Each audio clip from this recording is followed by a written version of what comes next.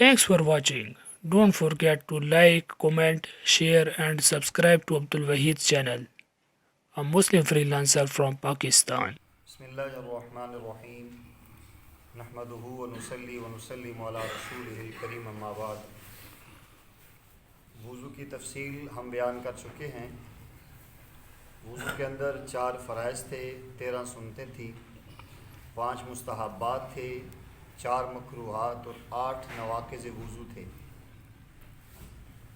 تو وضو کے بعد دوسرا درجہ آتا ہے غسل کا۔ غسل کسے کہتے ہیں؟ حدث اکبر یا جنابت سے بدن کو پاک کرنے کا نام غسل ہے۔ ابتداءً میں نے عرض کیا تھا حدث اصغر، حدث اکبر یا نجاست حکمی یا نجاست حقیقی، اس حوالے سے ابتداءً بات ہو چکی ہے۔ غسل کا معنی ہوتا ہے نہانا، مگر یہ نہانے کا شریعت نے خاص طریقہ بیان کیا ہے۔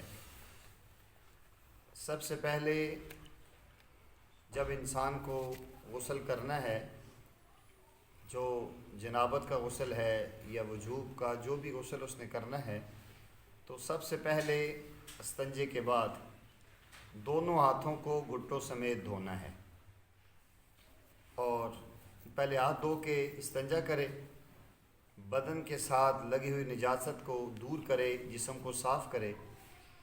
پھر غسل میں وضو کرنا سنت ہے۔ اس کے بعد سارے جسم پر 3 دفعہ پانی ڈالنا، اس میں ایک بال کے برابر بھی جگہ باقی نہ رہے۔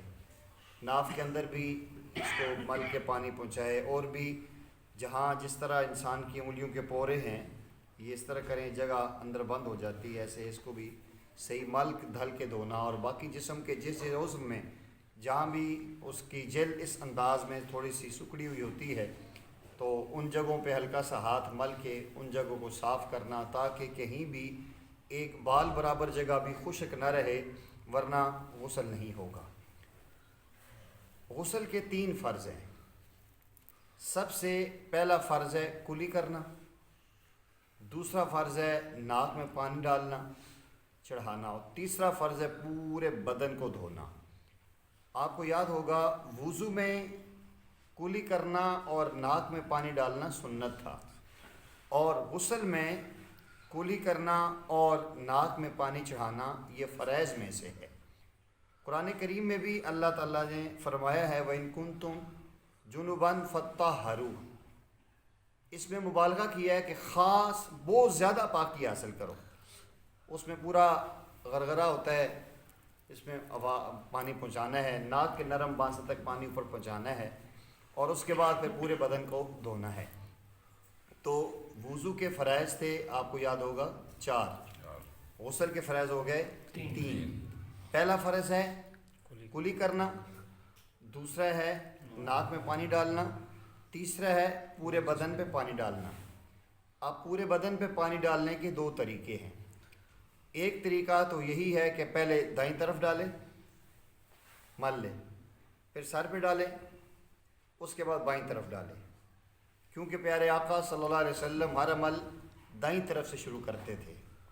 آپ علیہ السلام کنگھی کرنے میں، سرما لگانے میں، اور تیل لگانے میں، جوتی پہننے میں، شلوار پہننے میں، قمیض پہننے میں، جو بھی عمل آپ دیکھیں گے، تہبند باندھنے میں، نبی کریم صلی اللہ علیہ وسلم نے ہمیشہ دائیں طرف کو ترجیح دی ہے اور اس کو پسند کیا ہے۔ الایمن فالایمن کہا ہے کہ دایاں بہرحال دایاں ہوتا ہے، تو یہ نبی کریم صلی اللہ علیہ وسلم کی یہ سنتیں ہیں۔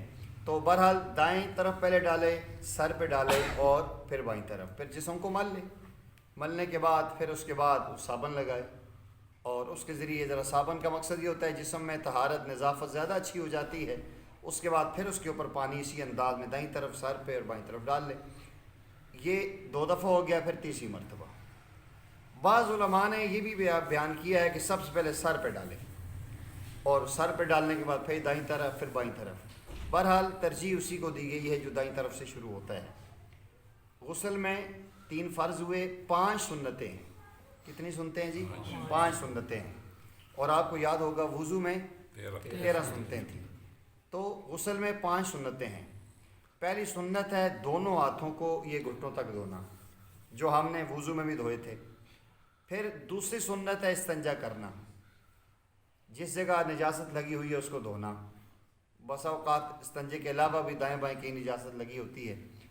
تیسری ہے ناپاکی کو دور کرنے کی نیت کرنا، جس طرح وضو میں ایک نیت کرنا بھی سنتوں میں سے تھا نا، تو یہاں نجاست کو دور کرنے کی نیت کرنا یہ بھی غسل کی سنتوں میں سے ایک سنت ہے۔ اور چوتھی پہلے وضو کر لینا پھر غسل کرنا۔ اور پانچویں سنت تمام بدن پہ 3 بار پانی بہانا۔ سمجھ آ گیا جی؟ غسل کے 3 فرائض ہوئے، پہلا کلی کرنا خاص مبالغے کے ساتھ، دوسرا ناک میں پانی چڑھانا، اور تیسرا تمام بدن پہ پانی ڈالنا۔ یہ 3 دفعہ جو ڈالتے ہیں یہ سنت ہے، پورے بدن پہ پانی ڈالنا، ایک دفعہ ڈال دیے یہ فرض پورا ہو گیا۔ تو یہ مشہور سی اور عام سی بات ہے، یہ یاد کرنے میں مشکل نہیں ہے کہ کلی کرنا غرارے کے ساتھ۔ اور اس میں اس چیز کا خیال رکھیں کہ رمضان کی حالت میں جب روزہ رکھا اور روزے کی حالت میں رمضان کے مہینے میں یا نفلی کوئی روزہ رکھا ہے اور غسل کرنا پڑ گیا ہے تو اس میں یہ غرارہ نہیں کرنا۔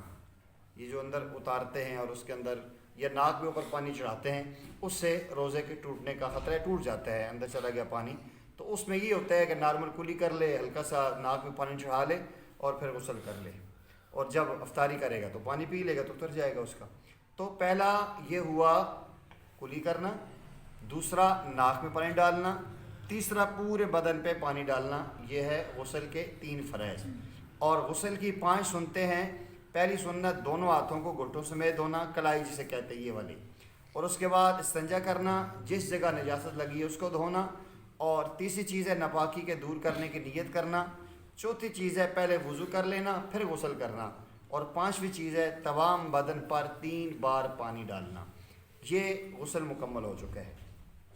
ایک آدمی جسم کو ٹھنڈا کرنے کے لیے پانی ڈالتا ہے، پھر وہ جتنی مرضی دیر پانی ڈالتا رہے اس میں اسراف نہیں ہوتا، کیونکہ اس کی نیت ہے جسم کو ٹھنڈا کرنا۔ ایک آدمی غسل کر رہا ہے تو غسل میں 3 دفعہ ہی پانی ڈالنا ہے بس۔ ایک آدمی بار بار ڈال رہا ہے تو یہ اسراف ہے۔ جس طرح پانی وضو کے اندر زیادہ استعمال کرنا منع ہے، اچھا نہیں ہے، ایسے غسل میں زیادہ پانی استعمال کرنا بھی ٹھیک نہیں ہے۔ ہاں اگر ٹھنڈی جسم کو ٹھنڈک پہنچانی ہے، گرمی زیادہ ہے، تو پھر وہ ڈالتا رہے گا تو اس میں اسراف نہیں ہوگا کہ اس کی نیت ہے جسم کو ٹھنڈا کرنے کی۔ اللہ تعالیٰ مجھے آپ کو ان مسائل کو سمجھ کے ان پہ عمل کرنے کی توفیق نصیب